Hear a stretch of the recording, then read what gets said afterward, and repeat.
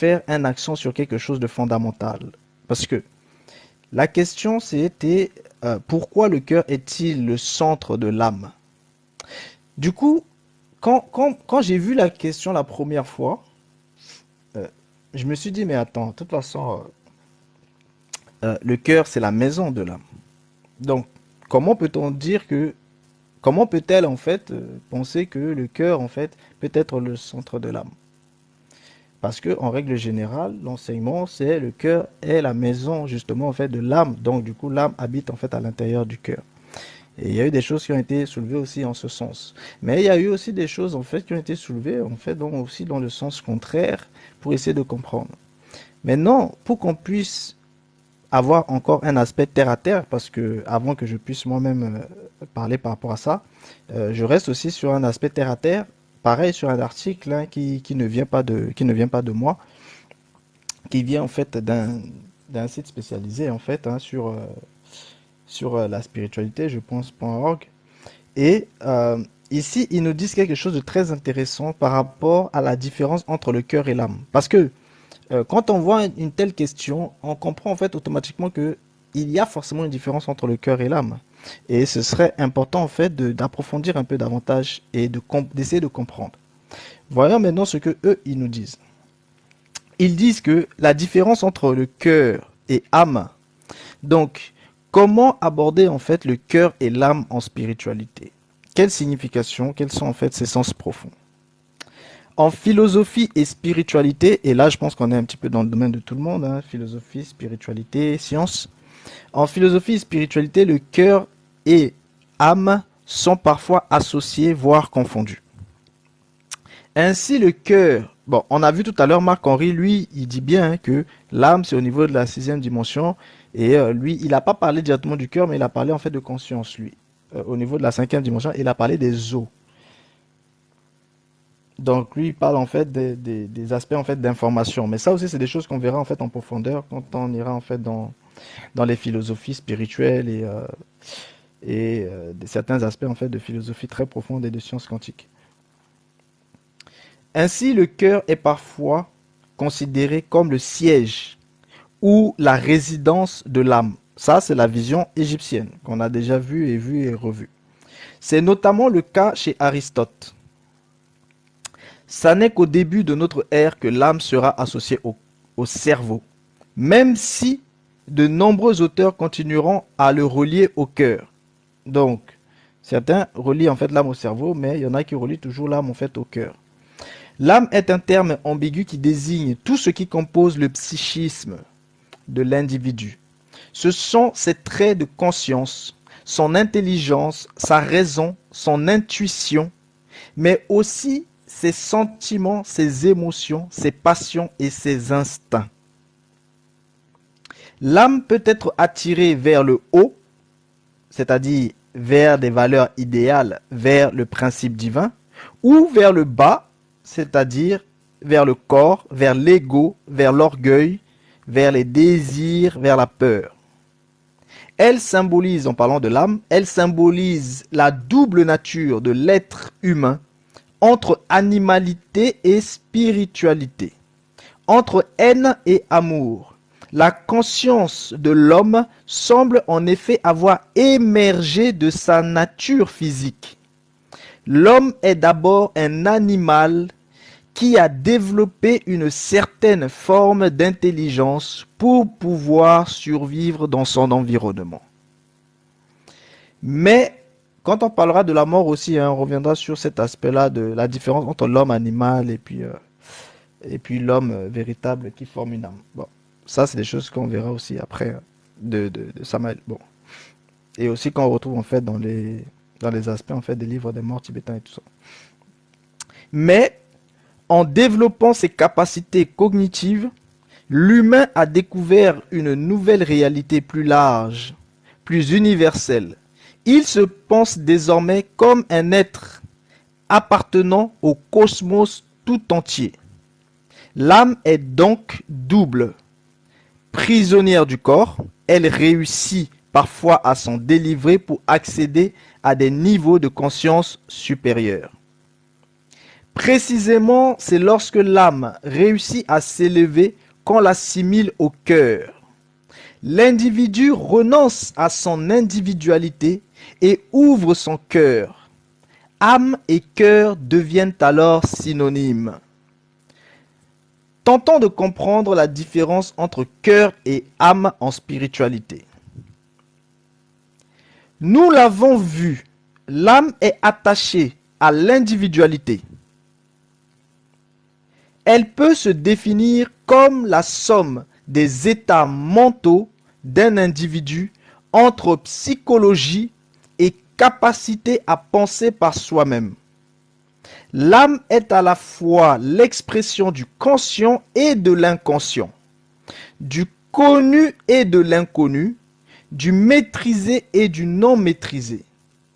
Elle est souvent jugée chaotique et ambivalente, notamment du fait de son caractère changeant, évolutif et instable. En alchimie, l'âme est assimilée à l'eau. Ça, on le verra en profondeur quand on fera aussi l'alchimie et l'histoire de l'alchimie. Notamment, on en aura besoin pour tout ce qui est transmutation en fait du corps. C'est-à-dire transmutation des métaux, etc. Parce que c'est par la transmutation des métaux qu'après on arrive en fait à la transmutation en fait du corps. Donc, en alchimie, l'âme est assimilée à l'eau et à ces trois états, solide, lié à la matière, liquide, intermédiaire, gazeux, s'élevant vers le ciel. Comme l'eau, l'âme est naturellement attirée vers le bas, c'est-à-dire vers la matière dont elle est issue. L'individu qui souhaite s'élever spirituellement devra donc fournir un effort pour se libérer de son carcan, de ses habitudes, de ses certitudes et de ses illusions, et ainsi donner une chance à son âme d'entrevoir la vérité universelle. Précisément, ce travail sur soi constitue le chemin du cœur.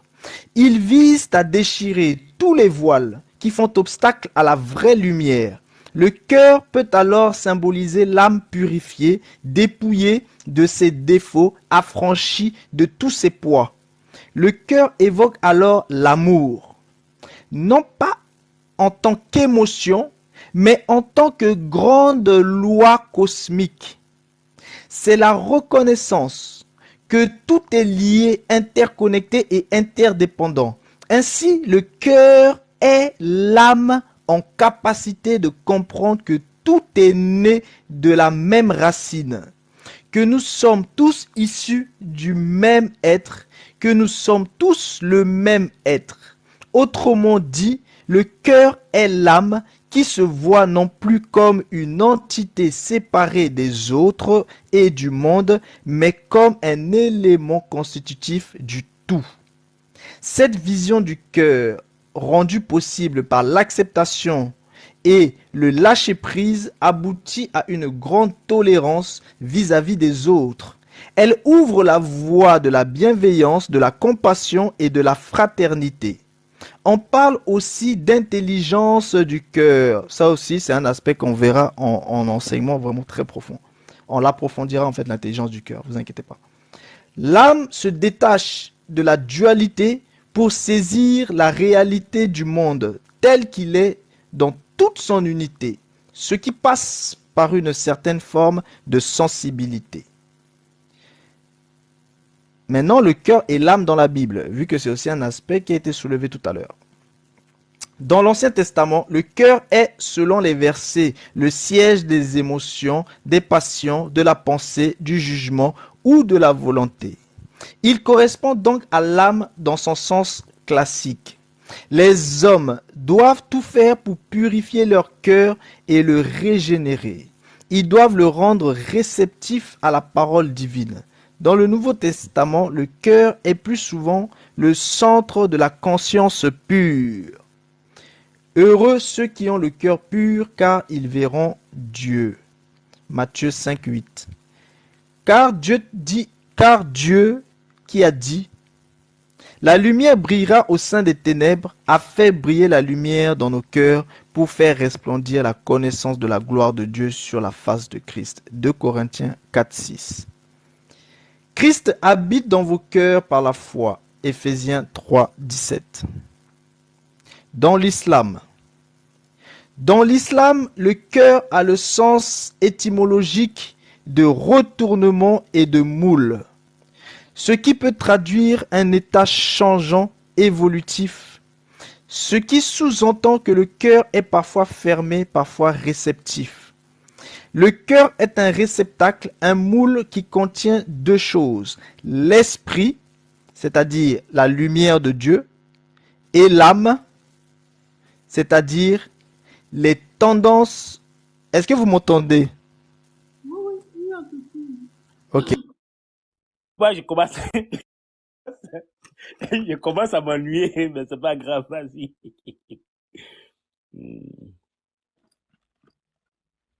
En fait, c'est pas. Comment je peux dire? En fait, c'est un live enseignement question-réponse. Ah, ok, Un enseignement. live Ah, mais enseignement fallait me et dire ça. question-réponse. Oui, c'est pas un live débat où on discute, on se chamaille, non. C'est question-réponse suivi d'enseignement. Donc, voilà. Ah, ok. Là, Non, il est mais en ok. train de Et lire, c'est en qui fait. l'enseignant? C'est qui l'enseignant? C'est lui? Allô? Ah, allô? Allô, est-ce qu'on m'entend? L'enseignant, c'est toutes les personnes qui enseignent ici.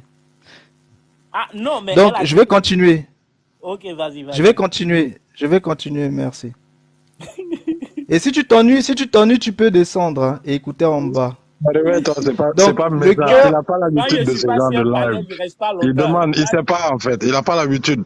Généralement, c'est plus en mode débat, donc il savait pas comment ça fonctionnait. Mais Non, c'est mais pas si je méchant. savais peut-être même que j'aurais pas fait ma demande, mais non, C'est c'est pas pas manquer méchant. de courtoisie. voilà, voilà, voilà. C'est pas manquer de courtoisie. C'est juste que j'ai constaté qu'il y avait, c'est une lecture qui s'est fait. Ça ressemble à une conférence, quoi. Voilà pourquoi je l'ai dit, quoi. Sinon, c'est rien contre toi, hein, mon frère.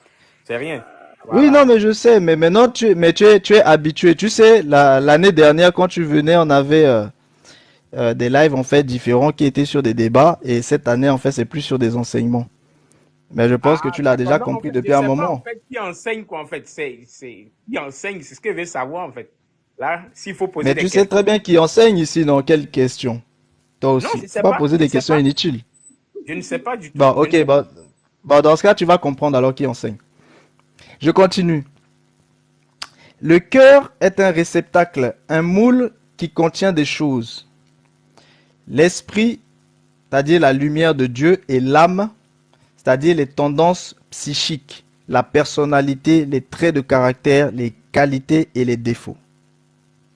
Donc, ici, on voit en fait ces aspects-là en fait. Donc, en termes de conclusion, il nous souligne en fait cet aspect-là, c'est que, en conclusion, le cœur est l'âme épurée qui a trouvé sa véritable nature.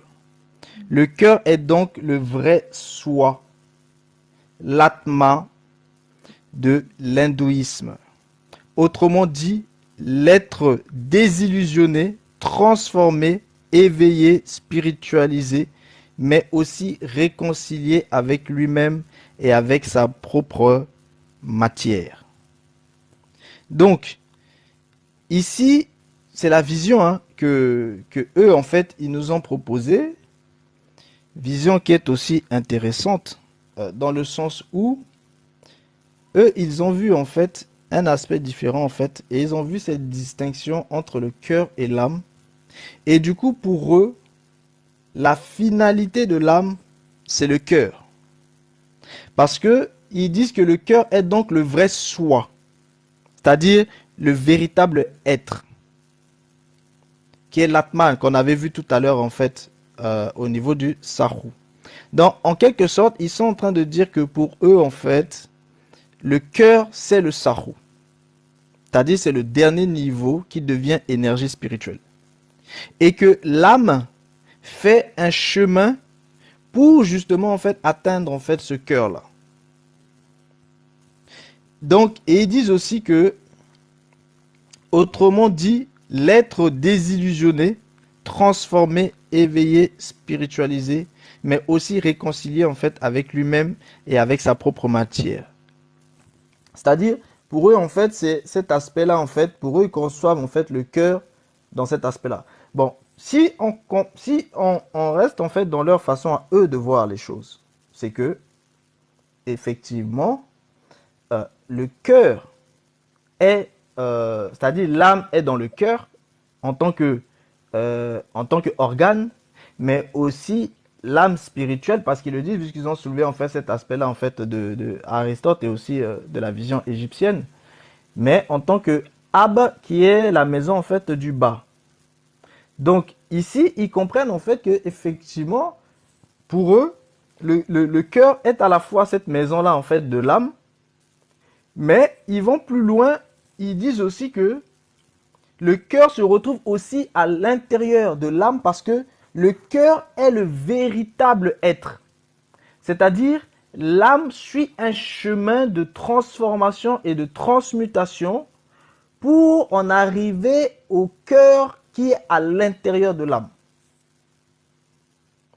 Donc, lorsqu'on comprend en fait ce que eux ils disent, c'est que cette question-là qui est posée a effectivement en fait son sens dans cette vision-là. C'est-à-dire, si jamais le cœur est aussi ce véritable soi et que eh ben, l'âme va faire un chemin pour justement ressortir ce véritable soi, ben, ça veut dire que ce cœur-là, il est à l'intérieur de l'âme.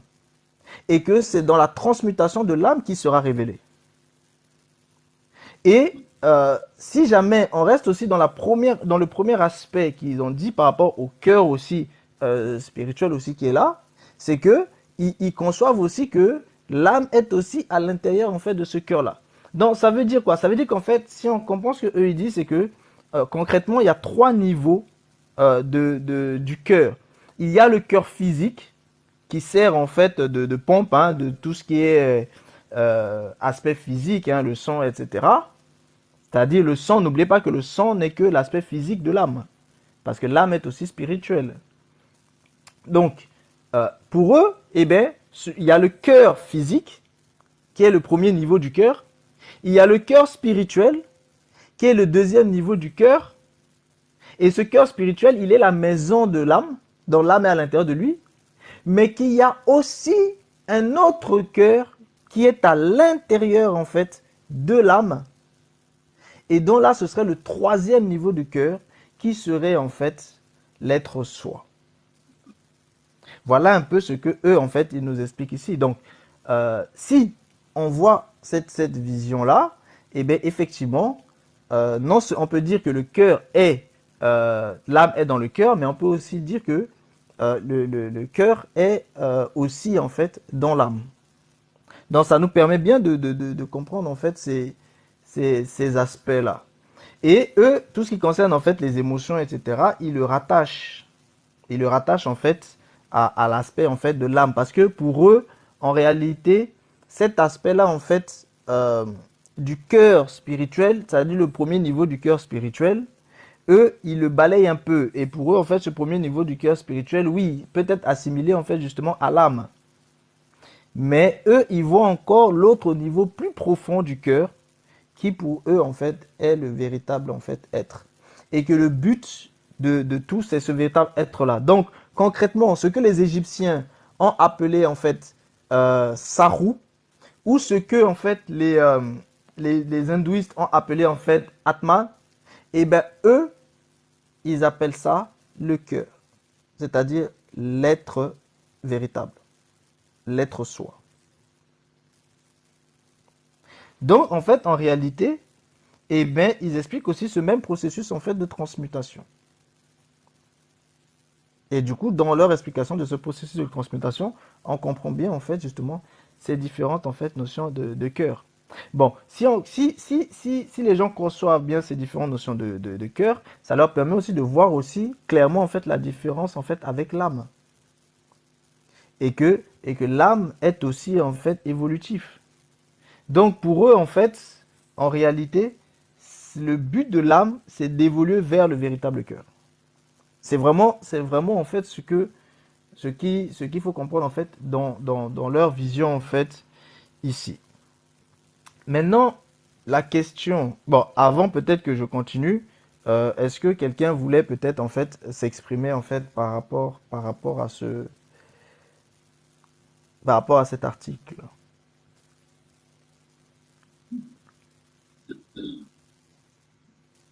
Moi, de mon côté, c'est clair. Hein. Okay. Ok. Toi, tu as des questions, peut-être. Peut-être, mais sinon, c'est clair. Est-ce qu'il y a des questions en bas? Est-ce qu'il y a des questions par rapport à ça? Ok. Du coup, moi, je vais pimenter un petit peu la chose. Je vais pimenter un peu la chose. Parce que sinon, ce serait trop facile. Je vais pimenter un peu la chose sur un aspect. Un aspect très important.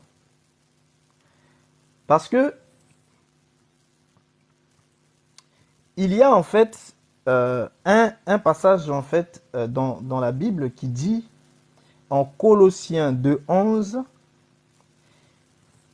qui dit et c'est en lui que vous avez été circoncis d'une circoncision que la main n'a pas faite, mais de la circoncision de Christ, qui consiste dans le dépouillement du corps de la chair.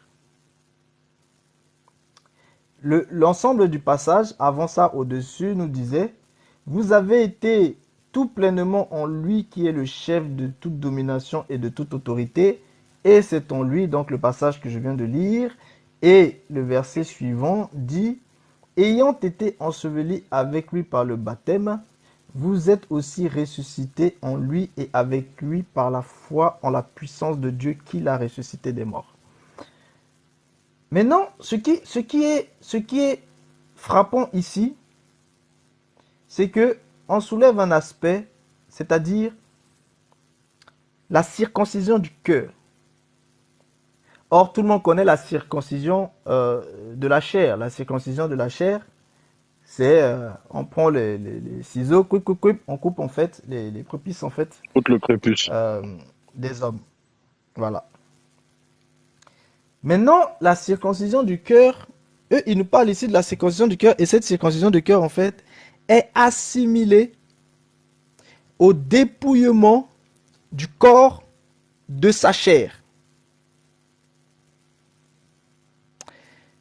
Et on dit qu'en réalité, cette circoncision-là, elle a été faite, mais elle ne peut pas être faite d'une main d'homme. Vous voyez, c'est une circoncision spirituelle.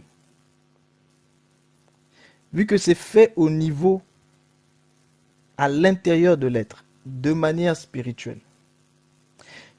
Et c'est pas tout, ça ne s'arrête pas là parce que il y a aussi un autre passage qui est tout aussi intéressant.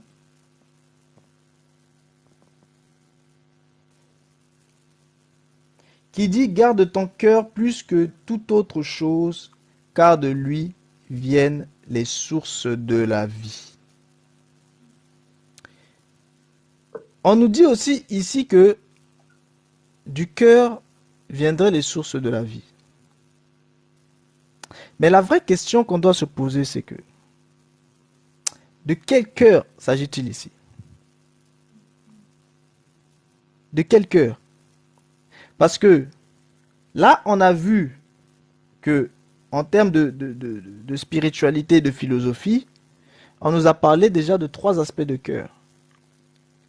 On sait que l'âme aussi a différents aspects. On sait qu'il y a tous ces aspects-là des porteurs de conscience. Et ici, on nous explique aussi que il y a en fait les sources de la vie à l'intérieur du cœur. Et on va même plus loin vu que on nous explique que à l'intérieur du cœur, c'est de là que sortent toutes les mauvaises choses. Du cœur va sortir plein de choses. Et on nous fait bien comprendre aussi que la méchanceté, la haine, les envies, les convoitises, toutes ces choses qui peuvent en fait nuire en fait à notre évolution en fait en termes de pureté, sortent aussi du cœur. Mais la question qu'il faut se poser, c'est de quel cœur? De quel cœur? Est-ce que c'est le cœur physique qui pompe le sang? Est-ce que c'est du cœur spirituel qui est pesé sur la balance? Est-ce que c'est du cœur, l'être soi? Ou alors du cœur qui est à l'intérieur circoncis? De quel cœur nous parle-t-on? Parce que lorsque vous faites les découpages selon des philosophies différentes, des spiritualités différentes, des croyances différentes, des foi différentes, en réalité, il y a des socles tout de même communs qu'on retrouve. Ces différents aspects du cœur et ces différents aspects de l'âme. Ça, ce sont des choses quand même qui sont là. Parce que je pense que quand on veut grandir en termes de connaissances, on est obligé de voir un petit peu. C'est pour ça que vous voyez, en fait, on a pris des scientifiques, on a pris des spirituels, on a pris des philosophes, on a pris en fait des croyants, etc. pour vraiment comprendre vraiment ces différences-là. Et on a vu aussi l'aspect de l'information dans la science quantique, l'aspect de l'information, l'aspect de la conscience, l'aspect de l'eau. Et quand on voit tout ça, c'est qu'on comprend quand même qu'il y a quelque chose au-delà de notre conception. Et qu'en réalité, en matière de cœur et d'âme, c'est impossible de rester sur ses acquis. Et qu'au fur et à mesure qu'on va s'interroger sur la pensée d'une autre personne ou sur la pensée d'une autre spiritualité, ça nous permet peut-être de voir un aspect qui peut en fait nous échapper par rapport à notre propre façon de penser. C'est pour ça que ce qui était intéressant, c'est que ils disent en fait que lorsqu'on arrive à la fin de leur conclusion, ils parlent, autrement dit, l'être désillusionné. C'est-à-dire l'être qui va se libérer de toute illusion. L'être transformé. Ça veut dire que ce n'est pas le même être qui est là. On nous parle de l'être éveillé. Ça, c'est la conception en fait bovin, bien sûr. Dans la conception ovin, c'est réveillé. Mais on nous parle de l'être éveillé. Mais on voit déjà cette évolution-là. On nous parle de l'être spiritualisé. Ça veut dire quoi? Ça veut dire que pour eux, dans leur conception, eh bien, les êtres avant n'étaient pas véritablement spiritualisés. On nous parle aussi de l'être réconcilié avec lui-même. Et c'est cet aspect qui est tout de même fondamental parce que on parle de réconciliation. Ça veut dire quoi? Ça veut dire que si on parle de réconciliation, c'est qu'avant il y avait division. Il y avait conflit. Il y avait séparation. Et désormais, il y a une réconciliation. Non seulement avec lui-même, mais avec sa propre matière. Et c'est là où on entre maintenant dans les premières questions qui concernent véritablement l'immortalité. Il ne peut pas y avoir d'immortalité, même dans le système des bovins, il ne peut pas y avoir d'immortalité sans réconciliation avec soi-même, ni même avec sa propre matière. C'est pour ça que la 7e dimension ne peut être déclenchée qu'à travers la fusion de la 6e et de la 1re dimension. Parce que la 6e dimension, c'est l'être soi. Le véritable être soi. Dans le système bovin. Et la 1re dimension, c'est la matière. Or, je vous avais dit que La matière, telle que vous la connaissez, votre corps, ça c'est la troisième dimension. La dimension cellulaire, c'est pour ça qu'on est au niveau des cellules. Mais la première dimension, c'est quoi alors? Si votre corps c'est la troisième dimension, la première dimension c'est quoi? La première dimension c'est la matière. Mais cette matière-là, elle est visible mais invisible.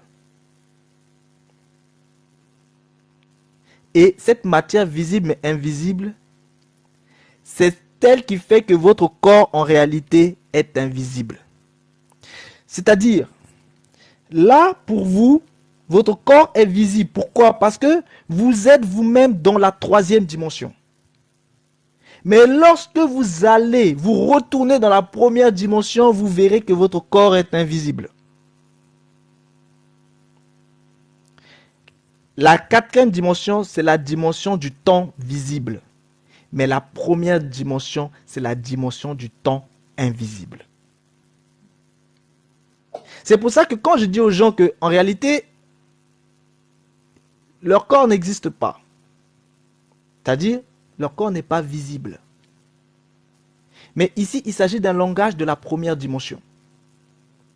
Et si quelqu'un ne quitte pas la troisième dimension pour retourner dans la première dimension, il ne peut même pas comprendre ce que je raconte. Parce que, en réalité, le mystère de l'immortalité du corps réside dans la connaissance de ce secret-là. C'est pour ça que je vous dis que les Occidentaux sont bloqués. Parce qu'ils essaient de faire le transhumanisme véritable, mais ils n'y arrivent pas. Pourquoi? Parce que c'est le secret de la septième dimension. Ce secret de la septième dimension ne peut pas être réalisé sans la fusion de la sixième dimension et de la première dimension. La sixième dimension, c'est la dimension électronique, là où réside l'âme, comme vous disait Marc-Henri. Et la première dimension, c'est la dimension du temps. Mais vous devez distinguer la dimension du temps de la quatrième dimension de cette dimension du temps de la première dimension. Parce que le temps de la première dimension, c'est la matière invisible. Celui de la quatrième dimension, c'est une matière visible. C'est pour ça que vous pouvez accéder à cette dimension-là à travers vos corps éthériques, à travers vos corps astraux.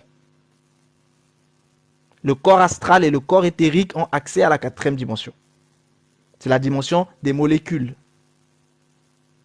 Et la science même maîtrise cette dimension-là. Mais la première dimension, la seule science qui peut avoisiner pour comprendre la première dimension, c'est l'alchimie. Mais vous devez savoir que l'alchimie, c'est quoi? L'alchimie, c'est justement l'art de la transformation, de la transmutation des matériaux. Et à travers la transmutation des matériaux, on transforme aussi l'être. Mais pour ça, il faut d'abord maîtriser la transmutation des matériaux. Maintenant, la transmutation des matériaux, c'est quoi? Pour vous vulgariser un petit peu ça, pour que ce soit un peu compréhensible. Sinon, ça risque d'être un peu très compliqué ce que je raconte. L'alchimie, c'est quoi? L'alchimie, c'est tout simplement la capacité de transformer une nature plus vite que son temps. Je donne un exemple. L'alchimie, c'est d'abord la connaissance des matières et des matériaux. Or, quand vous avez la connaissance des matières et des matériaux, vous savez par exemple que telle matière, lorsqu'elle va suivre, parce qu'il y a aussi un aspect, c'est l'aspect de l'évolution. C'est-à-dire toute chose qui évolue dans le temps se transforme.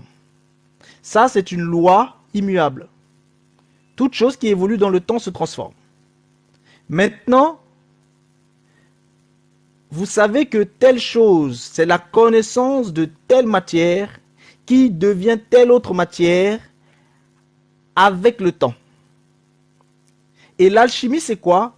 L'alchimie, c'est de faire en sorte que cette matière-là, qui est censée devenir une autre matière, mais qui ne peut le devenir que par le biais du temps, donc avec un temps, c'est-à-dire immense, eh bien l'alchimie va vous accélérer ça. C'est-à-dire l'alchimie va éliminer la longueur du temps et elle va raccourcir cette longueur du temps.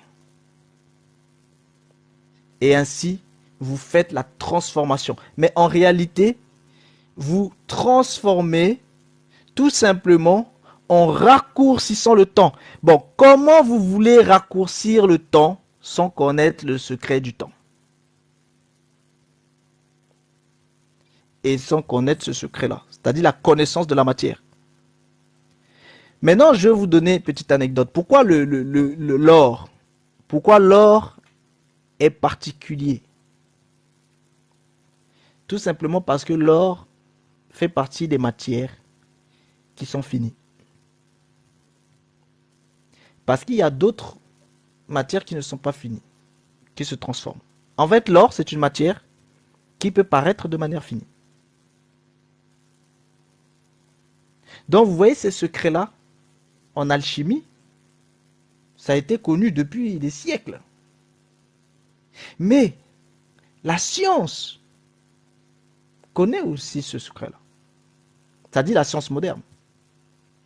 C'est pour ça qu'aujourd'hui, par exemple, des gens peuvent vous fabriquer du diamant.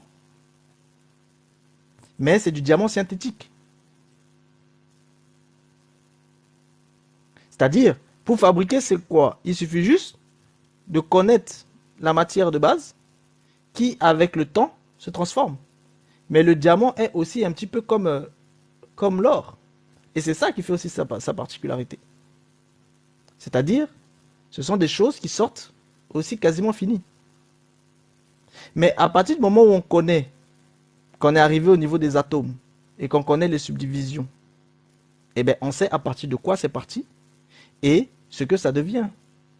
Donc, à partir de ce moment-là, on élimine ou on raccourcit l'élément temps, et on transforme la chose. Donc, ils savent le faire déjà au niveau des matériaux. Mais le but maintenant, c'est de le faire au niveau des matériaux organiques. En gros, les humains.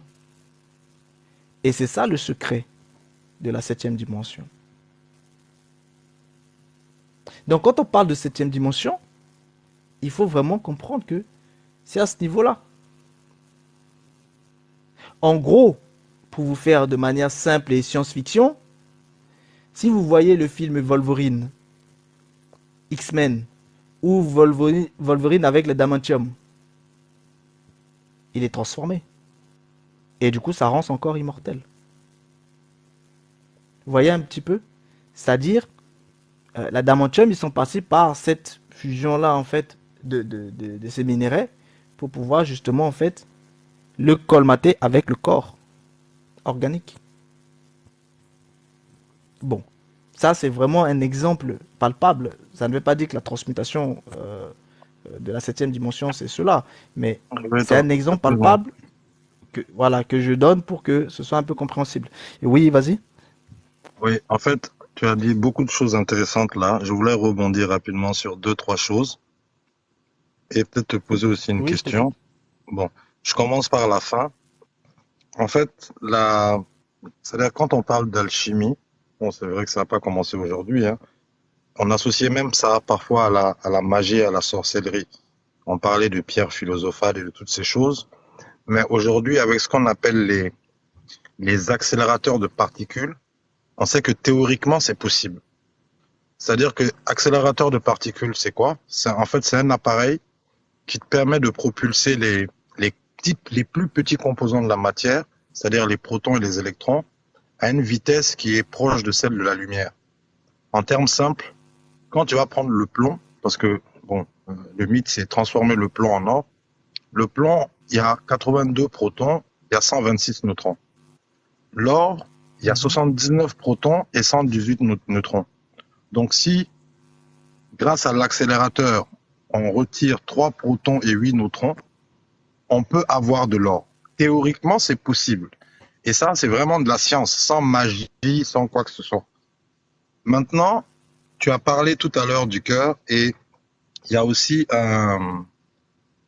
j'ai trouvé ça, c'est Ézéchiel 36, de 25 à 27, où on te dit, je répandrai sur vous une eau pure et vous serez purifiés. Je vous purifierai de toutes vos souillures et de toutes vos idoles. Je vous donnerai un cœur nouveau et je mettrai en vous un esprit nouveau. J'ôterai de votre corps le cœur de pierre et je vous donnerai un cœur de chair. Je mettrai mon esprit en vous et je ferai en sorte que vous suiviez mes ordonnances et vous observiez et pratiquiez mes lois. Maintenant, quand tu vas en islam, tu as deux notions. C'est-à-dire que tu as déjà un passage qui te dit « Ni ma terre, ni mon ciel ne me contiennent, mais le cœur de mon serviteur croyant me contient. » Ça, c'est la première chose qu'on te dit. Et on va te dire, quand tu regardes les différents éléments, on va te dire qu'il y a le sadr, ça c'est la poitrine, tu as fouad, et le fouad, c'est le centre il y a le cœur, mais il y a le centre du cœur. Donc on considère que le fouad, c'est le centre même du cœur qui te permet d'avoir ce qu'on appelle une vision mystique.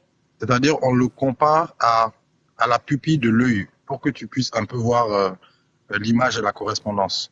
Et tu vas prendre des auteurs comme Ghazali qui ont fait des théories sur justement cette notion de cœur comme élément central et comme élément entre ce qu'il y a en haut et ce qu'il y a en bas.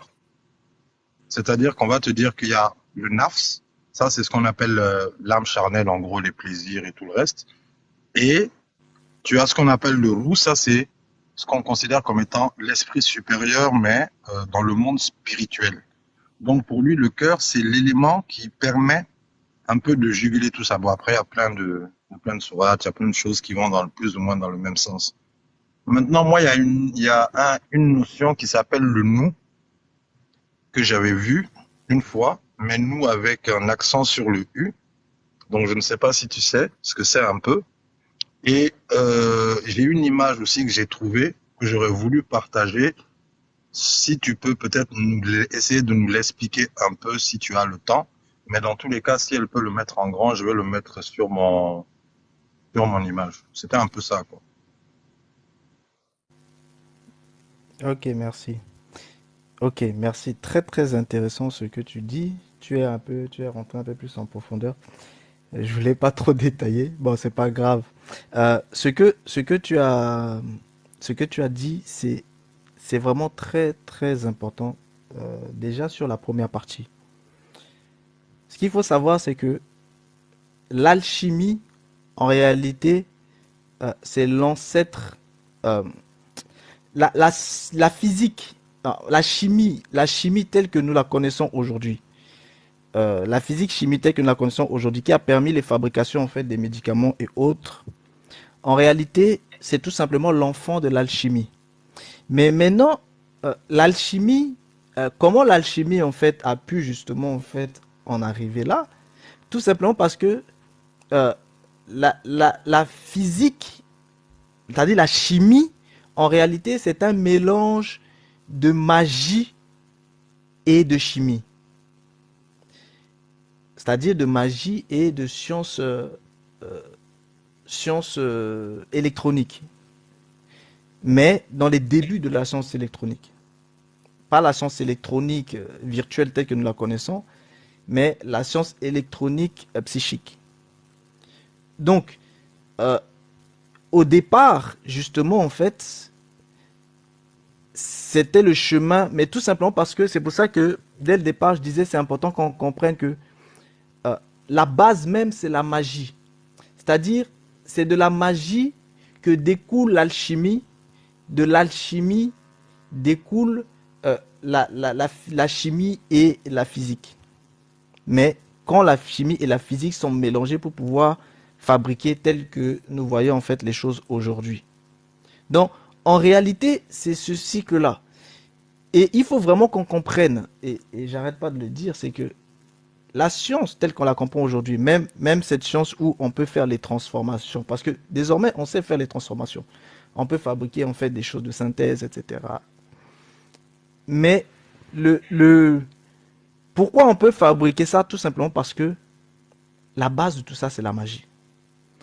En réalité, le véritable scientifique est forcément un magicien. C'est pour ça que les grands scientifiques, c'était des magiciens. Parce que arrivé à un niveau, il faut que la magie puisse t'ouvrir l'imagination. Afin que à travers l'imagination, tu puisses codifier cette imagination-là. Et c'est en codifiant cette imagination que tu établis en fait des théorèmes. Et tout part d'abord de la magie. Maintenant, certains sont des magiciens inconscients, c'est-à-dire ils ont déjà cette source-là de magie qui va travailler à travers leur imagination et va leur permettre en fait de sortir des théorèmes. Et du coup, les gens vont les appeler des génies. Les gens vont dire que ce sont des super cerveaux. Mais en réalité, non, ce ne sont pas des super cerveaux. C'est parce que c'est leur nature qui est comme ça. Et du coup, leur imagination a été ouverte afin qu'ils reçoivent. Et ils vont théoriser maintenant ce qu'ils ont reçu. Et ensuite, ils vont maintenant le tester. C'est-à-dire l'aspect de l'expérience, l'aspect de l'empirisme. Pour pouvoir maintenant en fait la tester ou pas. Mais ce principe-là, en réalité, c'est le même principe que tu retrouves en fait dans une espèce de croyance, si ta croyance en fait est basée dans le système des bovins. Parce que tout part en fait de la même chose. Tout part de la même chose. Tout part de cette science-là. C'est pour ça que ce que tu disais en fait avec l'alchimie, c'est tout à fait juste. Maintenant, la chose qu'il faut bien concevoir avec ça, c'est que en fait, en réalité, on ne peut pas séparer la science de la magie. En fait, en réalité, on ne peut pas séparer la science de la magie et de la sorcellerie. Mais quand je parle de magie et de sorcellerie ici, moi je parle de cette magie-là qui permet de sortir de la virtualité et d'emmener dans le monde invisible. Et quand je parle de sorcellerie, je parle de cette force-là qui permet en fait de sortir du monde invisible et l'emmener dans l'incarné. Maintenant, après, il y a des gens qui vont utiliser en fait de la magie et de la sorcellerie de bas astral. C'est pour ça qu'on va distinguer en fait la magie ténébreuse de la magie en fait dite lumineuse. Mais en réalité, tout ça c'est la même chose. Et c'est ce que j'ai essayé d'expliquer un peu dans les lives sur la magie et la sorcellerie pour vraiment que tout un chacun comprenne. C'est qu'il n'y a pas de différence avec la science. C'est la même chose. Ce n'est que des façons de décrire des choses en fait de manière différente en fait en réalité. Et tout ça, c'est ce truc-là hein, des spiritualistes d'un côté, c'est-à-dire ceux qui sont pour l'énergie autre chose que la matière, et puis les matérialistes qui, eux, sont pour énergie égale matière. C'est tout simplement en fait ce débat-là, mais on retrouve les mêmes choses.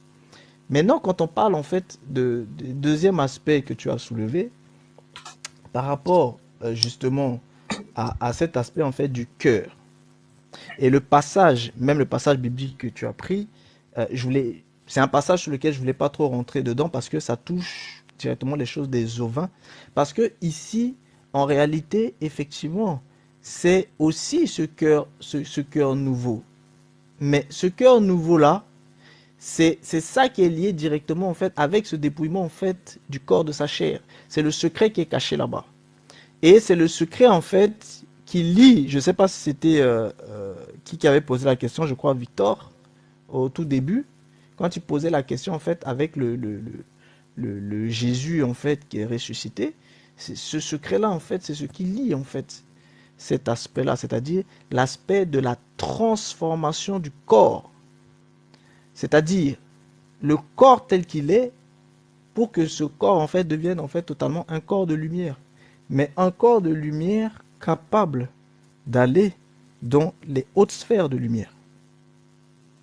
C'est-à-dire c'est un autre corps. C'est-à-dire ce même corps, c'est-à-dire c'est pareil, c'est toujours ce même principe-là de la transformation totalement en fait de ce corps qui est dans fait de cette première dimension. Quoi qu'il arrive, la finalité en fait c'est ça. Quand on parle de septième dimension ou quand on parle de règne de 1000 ans, en fait il faut bien que tout un chacun comprenne que euh, pour être dans ces sphères-là, il faut qu'il y ait les transformations en fait. Et il faut accéder en fait aux septième dimension. C'est automatique. Maintenant, soit les gens vont accéder, et ça va être les questions suivantes, soit les gens vont y accéder à travers en fait le métaverse et ensuite le multivers, soit les gens en fait y accèdent à travers en fait leur corps matériel, soit les gens y accèdent aussi à travers l'autre transformation en fait du corps en fait dans le système en fait des ovins. Mais quoi qu'il arrive, il faudra que le corps aussi soit transformé.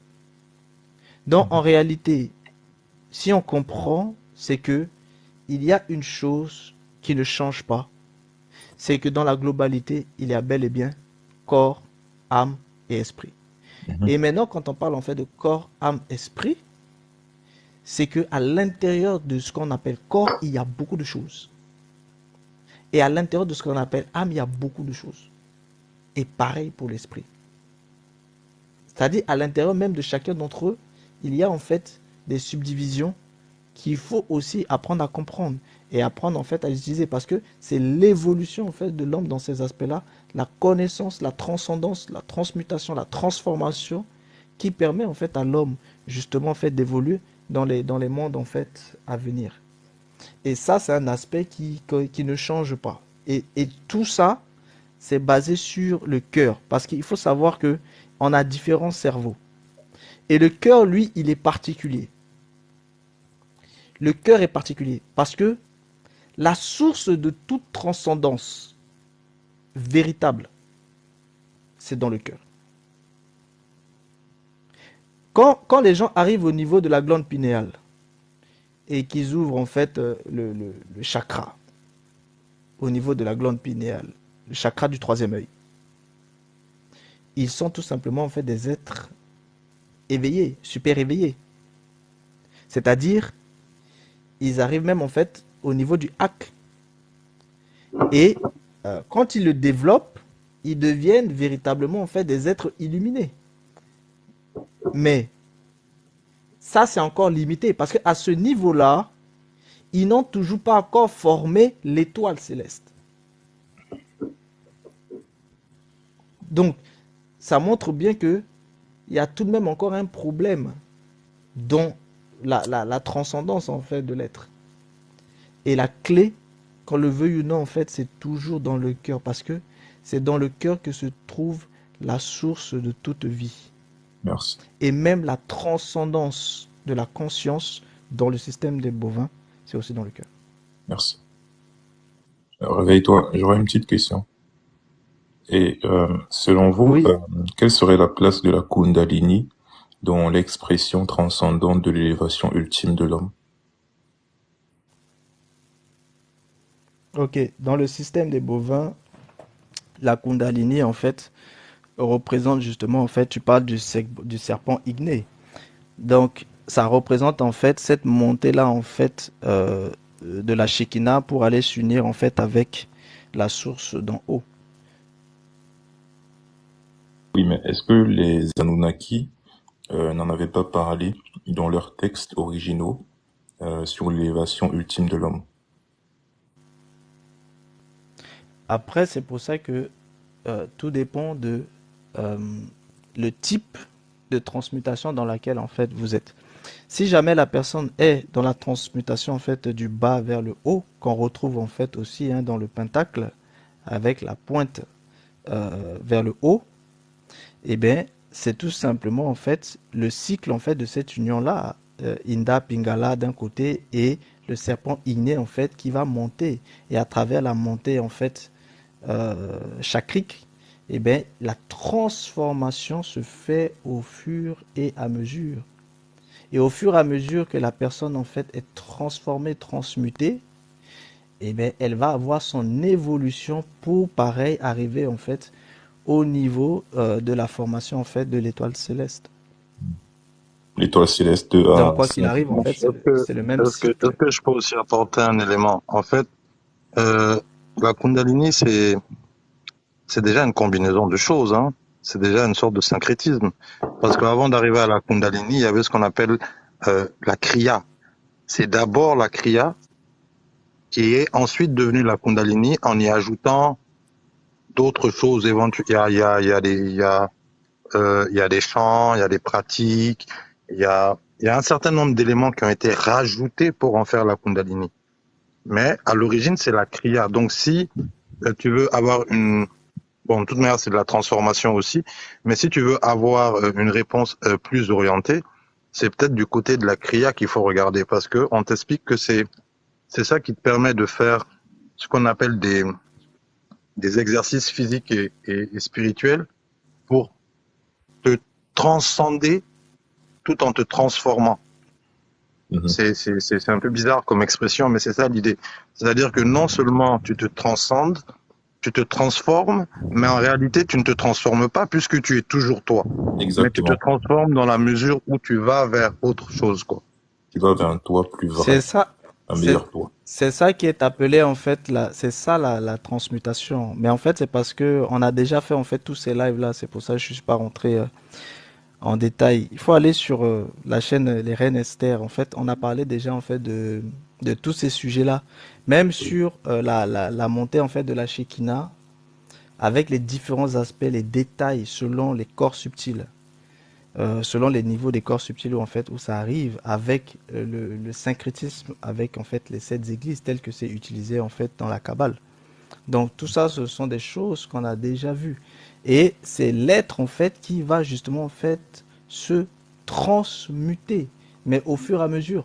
Mais cette transmutation-là, elle existait déjà en fait du temps des Égyptiens. Sauf qu'elle se faisait à partir de la mort. Mais on a vu aussi en fait ici dans nos lives la régénération à partir du vivant. Mhm. Et c'est justement à partir de cette régénération du vivant qu'est sortie maintenant en fait l'idée des premiers gnostiques, les premiers gnostiques qui ont débuté en fait en Égypte et qui se sont aussi installés dès les premiers siècles en fait à Rome, qui ont développé justement en fait ces aspects-là aussi de la transformation à travers la régénération du vivant. Ça, Mhm. ce sont des choses qu'on a déjà vues en fait ici dans les lives. Donc, si vous Oui, voulez aller plus en profondeur, faut retourner en fait sur les vidéos et vous allez voir qu'on a détaillé ça en fait. oui, justement. Mais c'est la transmutation de l'être. Ok, non, merci.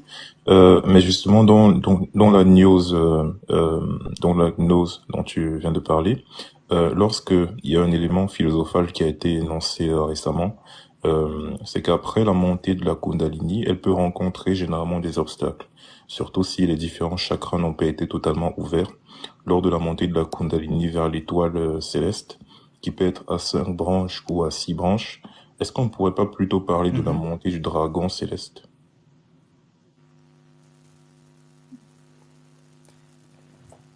En réalité, c'est la transformation du serpent en dragon, pour être plus précis. Hmm. Une fois que le serpent atteint l'étoile céleste, il devient le dragon céleste. Parce que j'ai lu Oui, c'est ça. donc la gnose. Ok, merci. Oui, c'est la transformation du serpent en dragon.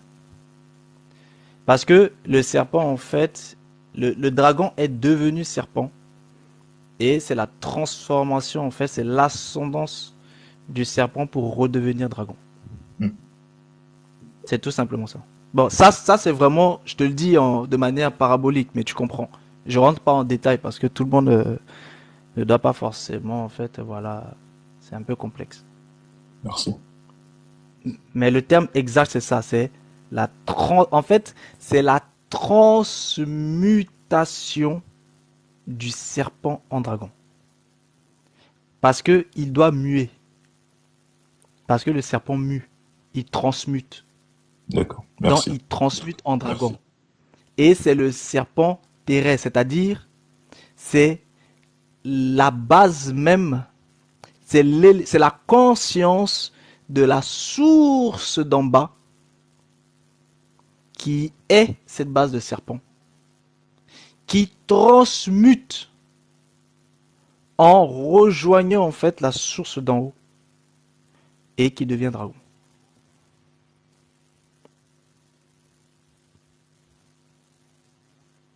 Excusez-nous pour ceux qui sont en bas. Là, on est rentré dans des termes en fait très techniques. Donc, vous inquiétez pas si vous comprenez pas, c'est pas grave. C'était pour lui donner en fait sa réponse.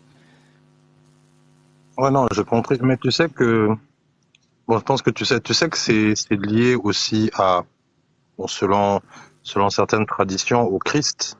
C'est-à-dire que quand tu vas regarder ce qu'on appelle le Nagaraj, c'est c'est un peu en gros, c'est le roi serpent, quoi.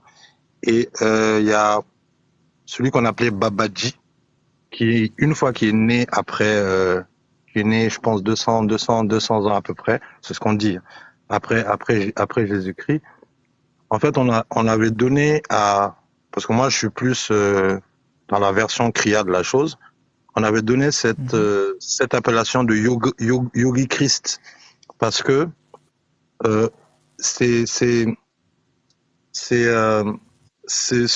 que vous appelez pas que vous, ce qu'on appelle la Kundalini.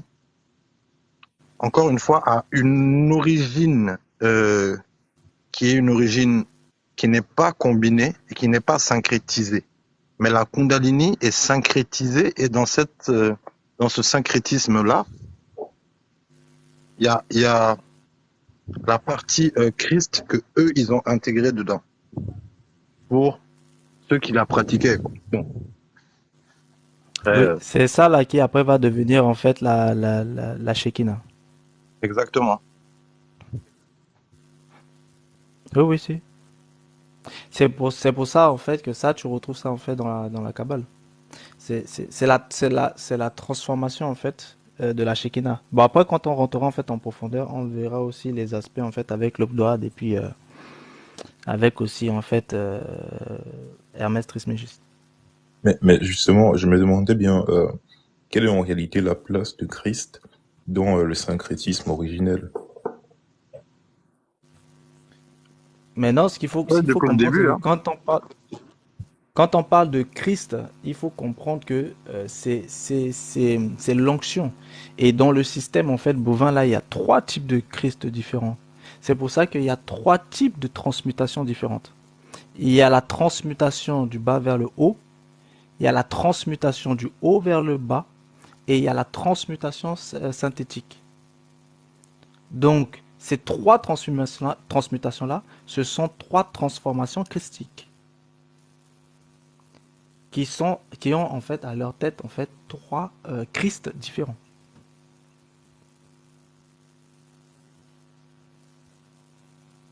D'accord, c'est le concept de la Trinité ou c'est un concept différent parce que la triple identité de Christ, en dehors de la Trinité, où effectivement on peut avoir le Saint-Esprit, le Père et le Christ qui forment un seul être, dont justement tout ce qui est l'enseignement chrétien.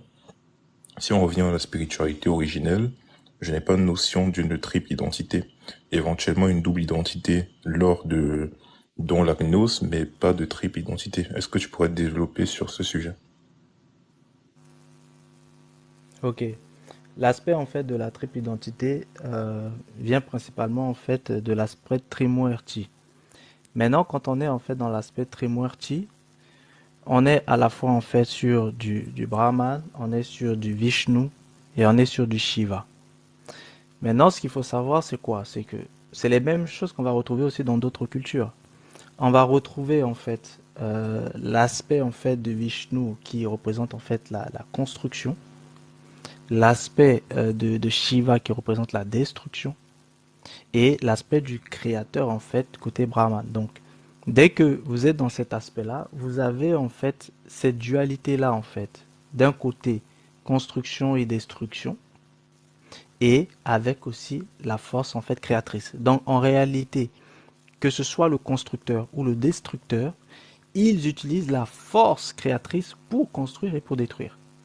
Et c'est ce cycle en fait de construction et de destruction qui est la base même en fait de Orden Apkao, c'est-à-dire le cycle en fait perpétuel qui est basé sur destruction et construction et destruction. Construction, destruction. Donc forcément reconstruction. Donc rien que là, on est déjà en fait dans ce cercle dans ce cercle temporel. C'est-à-dire cet aspect-là de l'infini. Infini, encerclé, où tout tourne. Et c'est la même chose que vous retrouvez en fait dans le serpent Ouroboros, qui va forcément en fait se mordre. Et le fait que le serpent se mord, ça symbolise en fait cet aspect de destruction. Mais comme il continue aussi, c'est la construction. Donc, c'est le cycle de construction et destruction. Quelque chose qui est beaucoup développé en fait dans les sociétés occidentales. Mais contrairement en fait aux autres sociétés qui conçoivent en fait cet aspect-là de construction-destruction, mais qui se disent mais au-delà de la construction-destruction, il faut tout de même en fait qu'il y ait une stabilité. Et en réalité, tant qu'on est dans le cycle construction-destruction, il n'y a pas de stabilité. Parce qu'à chaque fois, il faut que ce soit détruit et que ce soit reconstruit. Il faut que ce soit détruit et que ce soit reconstruit. Maintenant, la stabilité, elle va en fait se mettre comment? C'est lorsque les premiers, parce que ce n'était pas les catholiques qui ont amené en fait l'aspect de la Trinité en fait en réalité. L'aspect de la Trinité avait déjà été développé en fait avant, par les premiers qui se sont installés d'abord à Rome. Mais les catholiques ont récupéré en fait cet aspect-là. Et quand ils l'ont récupéré, ils l'ont tout simplement en fait transformé. Et lorsqu'ils l'ont transformé, eh bien, ils te l'ont transformé en fait dans un cycle qui va trouver un semblant de paix. Et le semblant de paix, c'est au lieu d'être sur un aspect de construction-destruction, on Tout va à être fait. sur un aspect en fait de paternité et aussi un aspect d'enfantement. Et du coup, le lien entre la paternité et l'enfantement, c'est automatiquement en fait l'esprit. Maintenant, ce lien d'esprit-là, il est symbolisé à travers les yeux. Tout à fait. Et du Tout à fait. coup, ça vous ramène au fait que, en réalité, le Fils est le Père parce que le Fils a les yeux du Père.